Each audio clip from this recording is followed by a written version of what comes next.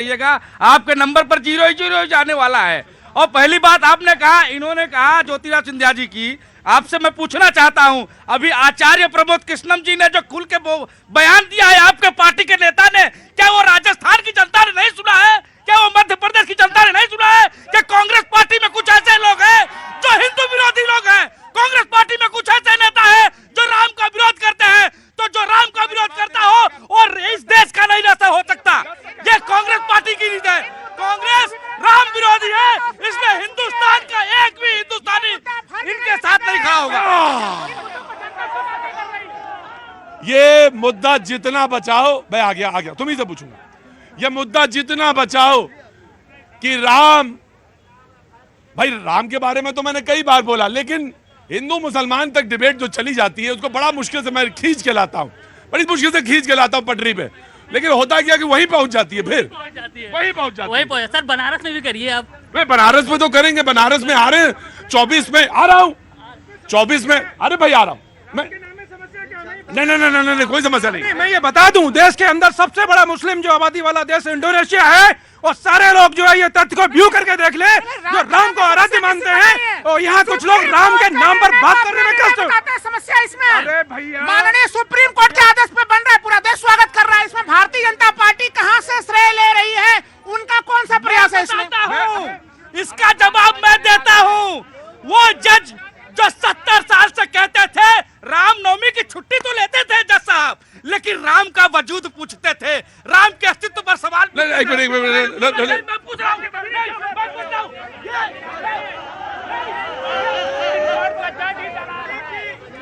एक मिनट सुनो,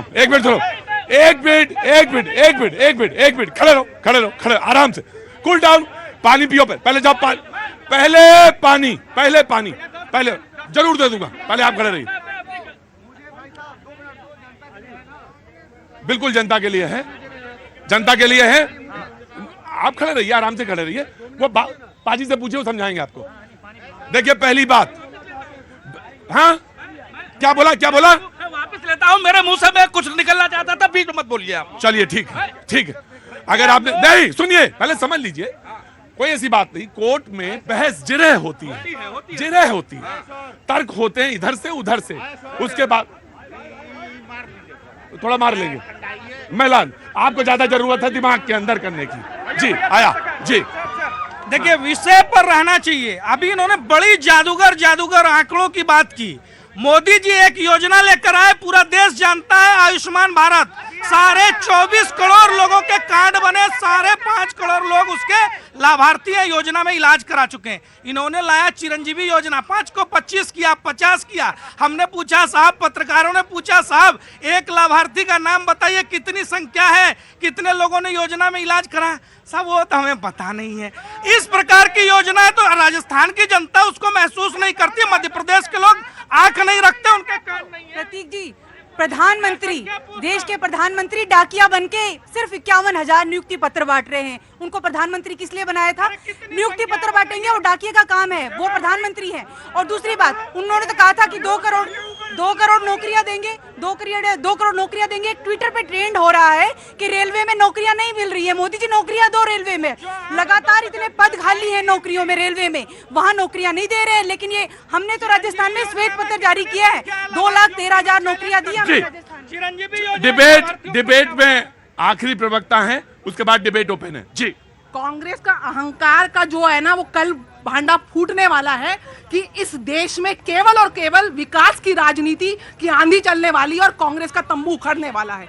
इन्होंने भ्रष्टाचार और परिवारवाद, आपने बोला ट्विटर में ट्रेंड किया, तो मैडम एक बात बताइए कि प्रधानमंत्री पद को और राष्ट्र को बदनाम करने वाले विदेशी पृष्ठभूमि में आप प्रधानमंत्री पद की तब आप पनौती बोलते हैं, आप जेब कतरा बोलते हैं, उसके बाद नहीं आपके राहुल गांधी जी उसके ऊपर ये बोलते हैं कि ये लोग जो है चाय वाले हैं, इतना प्रधानमंत्री पद के करीब नहीं रख सकते। और ये तब है जब देश की जीडीपी 7.8 है, ये तब है जब राष्ट्र आज 5वीं बड़ी इकोनॉमी बन चुका है, और ये तब है जब आज राष्ट्र 4थी बड़ी आर्मी है। इनकी मोहब्बत की दुकान में केवल इमरजेंसी बिकती है, इनकी मोहब्बत की दुकान में केवल 1984 के दंगे।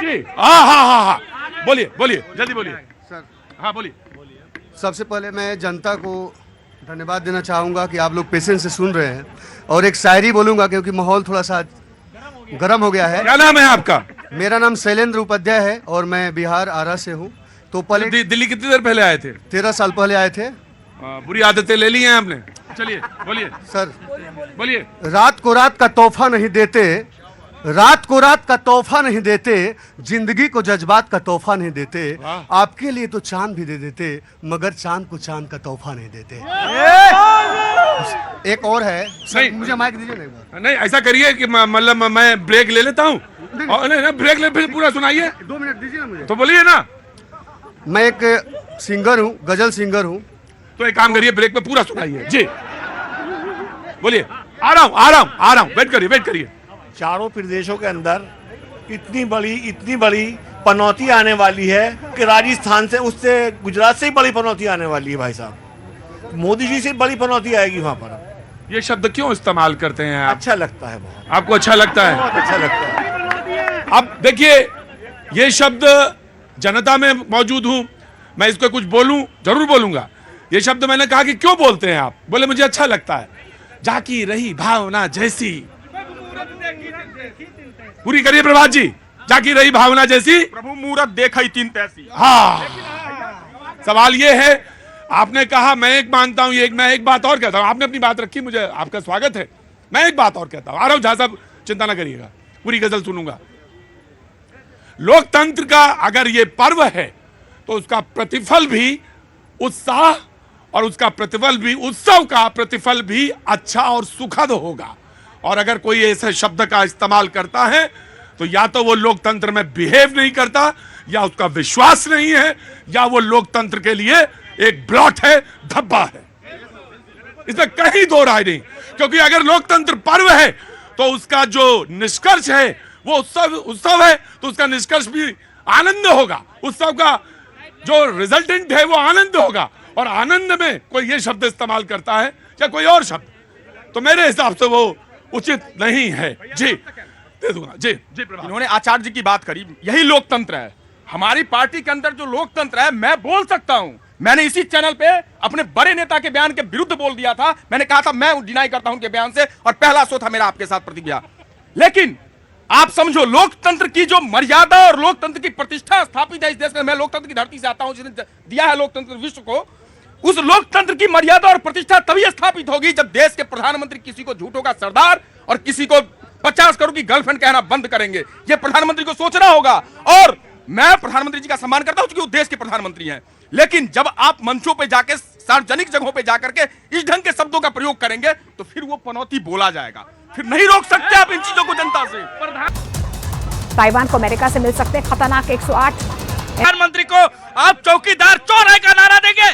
क्या ये लोकतंत्र की मर्यादा है? क्या ये लोकतंत्र की मर्यादा है कि एक प्रधानमंत्री को आप नीच जैसा शब्द कहेंगे? क्या यह मर्यादा है? अरे ऐसे ऐसे शब्द आप लोगों ने बोला है कि आज तक भारतीय जनता पार्टी के किसी भी नेता ने, किसी भी पार्टी का प्रधानमंत्री हो, ऐसा शब्द कभी इस्तेमाल नहीं किया है। देश के प्रधानमंत्री थे मनमोहन सिंह, उनके बारे में बोला था रेनकोट पहन के नहाते हैं। ये भाषा होती है। मनमोहन सिंह जी को पाकिस्तान के प्रधानमंत्री ने देहाती औरत कहा था, तो मेरे देश का मुख्यमंत्री वहाँ गुजरात का, उन्होंने पाकिस्तान को जवाब दिया था। ये लोकतंत्र की मर्यादा रखते हैं। अरे बिरयानी खाने मैं बताता हूँ,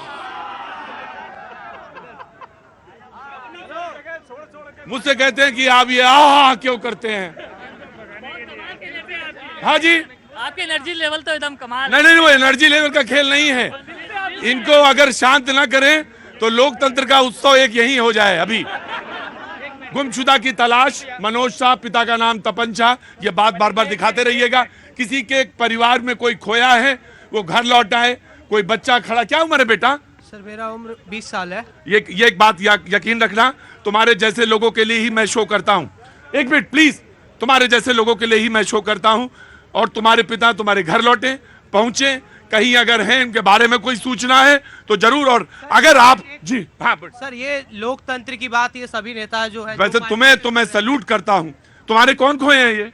ये मेरे भैया हैं। तुम्हें मैं सैल्यूट करता हूँ। जिसका एक बड़ा भाई खोया हो, उसके बाद वो लोकतंत्र की बात करे, प्लीज उसके लिए क्लैप करिए। ये है ताकत। कहाँ के पनौती वाले? नहीं गए हैं, गए, चले गए पनौती वाले। ये है ताकत। बड़ा भाई खोया है, हाथ में बैनर लिए है और कह रहा है मैं लोकतंत्र के बारे में बोलना चाहता हूं। क्या नाम है बेटा? सर मेरा नाम विकास कुमार है। तुम कुछ भी बोलो, मुझे नहीं मालूम क्या बोलोगे, अच्छा बुरा या जो तुम्हारी समझ है वो बोलोगे, लेकिन मैं तुमको सैल्यूट करता हूं जी। इतने दुख में भी वो चीज याद रहती है। बोलो। सर मैं बिहार से आया हूँ और मेरे भैया यहाँ पे कन्ही गांव 45 सेक्टर में रहते थे, गुरुग्राम में। वहाँ पे 20 तारीख को ये लापता हुए हैं।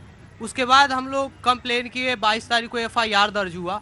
उसके बाद भी मैं कल गया था, मैं गांव से फिर आया, रिसेंटली आया हूँ कल, और फिर मैं गया पुलिस स्टेशन, वहाँ पे कोई कार्रवाई नहीं हो रहा था। और मैं जब 112 पे पहले कॉल किया, फिर वहाँ पे पुलिस वाले आए। थाना कौन सा नंबर है? थाना कौन सा सेक्टर? सेक्टर 40 में पड़ता है। सेक्टर 40 के थाना गुरुग्राम के सेक्टर 40 के थाना प्रभारी से मैं हाथ जोड़ के गुजारिश करता हूं। बहुत हाल का मामला है। अभी इन्होंने कहा कि जल्द कितने दिन पहले गए हैं? 20 तारीख को। तो बहुत जल्दी अगर तत्काल कार्रवाई होगी तो कोई ना कोई जानकारी मिलेगी और मिलने चाहिए, खोजना चाहिए। अगर FIR आपने दर्ज की है तो ये सराहनीय कार्य है। इसको मैं अप्रिशिएट करता हूं क्योंकि आपने FIR दर्ज कर ली है, ये सराहनीय कार्य है। लेकिन इस पर तुरंत फौरी तौर पे काम होना चाहिए, बात होनी चाहिए। जी आया, रुको, आ रहा हूं जी। इधर बोले थे जी। सर मैं इतना बोलना चाहूंगी, लोकतंत्र की मर्यादा रखने के लिए सबसे ज्यादा विपक्ष को इतना तो चाहिए कि कम से कम प्रधानमंत्री पद का तो अपमान न करें, क्योंकि राष्ट्र का अपमान है, किसी व्यक्ति का अपमान नहीं है। इसकी आप संज्ञा लें। दूसरी चीज, हमको मुद्दों पे बात करनी है। बात है कि 4 राज्यों में कल चुनावों का रिजल्ट आने वाला है, किसकी किस्मत जगने वाली है। आपने मुझसे ज्योतिष की बात करी थी, तो मैं उसको जरूर लेकर आऊंगी। पूर्ण रूप से राजस्थान में और MP में बीजेपी की सरकार बिना किसी अवरोध के आने वाली है। छत्तीसगढ़ में कांटे की टक्कर है, तेलंगाना में KCR आएंगे। ये मेरी भविष्यवाणी है, आप कल देख लीजिए। अभी ज्योतिष है। मैंने कहा वर्ल्ड कप फाइनल वाला तो भविष्यवाणी नहीं हो जाएगा। मैं सुन रहा था टीवी चैनलों पे, तो भाई कोई बात नहीं, भगवान तो हम है नहीं, लेकिन इतना जरूर है, कल की एक दिन की बात है मेरे भैया, आप देख लेना। दूसरी बात, मुद्दों की बात होनी चाहिए, राष्ट्र के मुद्दों की बात होनी चाहिए कि राष्ट्र का विकास किसके सरकार के अंदर आ गया। 9 साल में आपका देश जहां पे प्रगति के पथ पे चल रहा है। मैं कांग्रेस से पूछना चाहती हूँ, किसी ने संवेदनहीनता की पराकाष्ठा ये देखी है कि जब उत्तरकाशी में टनल से हमारे बच्चे बाहर आए 41, तो किसी ने जाके वहां पे जाके उनकी सुधनी ली, किसी ने जाके बालासोर में जाके सुधनी ली। इन्होंने केवल और केवल तुष्टिकरण किया। उसके बाद मैं आपसे बोलती हूँ, जब भोपाल त्रासदी आई थी या केदारनाथ त्रासदी आई थी, तब आपका क्या डिजास्टर मैनेजमेंट था। और उसके बाद मणिपुर भी हमने हैंडल किया है। मणिपुर बोलोगी, नहीं कोई डर नहीं है, डर के आप भागे थे। मणिपुर में डर के आप भागे थे, पूरा मणिपुर।